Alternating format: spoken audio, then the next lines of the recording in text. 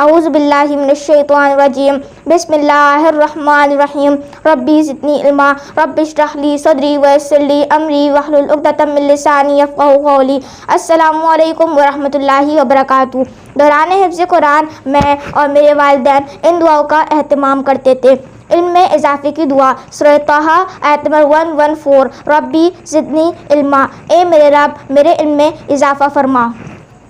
اپنی زبان کی لکنت اور ختم کرنے کے لیے وہ دعا جو کہ حضرت موسیٰ علیہ السلام نے اللہ تعالیٰ سے مانگی، سورہ طٰہٰ آیت نمبر 25-28، رب اشرح لی صدری ویسر لی امری واحلل عقدۃ من لسانی یفقہوا قولی، اے میرے پروردگار میرا سینہ میرے لیے کھول دے اور میرے کام کو مجھ پر آسان کر دے اور میری زبان کی گرہ بھی کھول دے تاکہ لوگ میری بات اچھی طرح سمجھ سکیں۔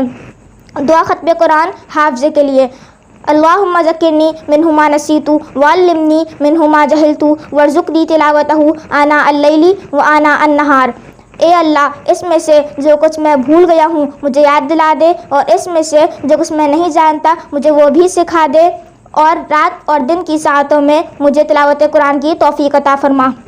نگاہ تیز کرنے کی دعا، سورہ قاف آیت نمبر 22، فکشفنا عنک غطاءک فبصرک اليوم حدید، ہم نے تیرے سامنے سے پردہ ہٹا دیا بس آج تیری نگاہ بہت تیز ہے۔ اولاد کے حق میں والدین کی دعا، سورہ فرقان آیت نمبر 74، ربنا هب لنا من ازواجنا وذریاتنا قرۃ اعین واجعلنا للمتقین اماما، اے ہمارے پروردگار ہمیں ہماری بیویوں اور اولاد سے آنکھوں کی ٹھنڈک عطا فرما اور ہمیں پرہیزگاروں کا پیشوا بنا۔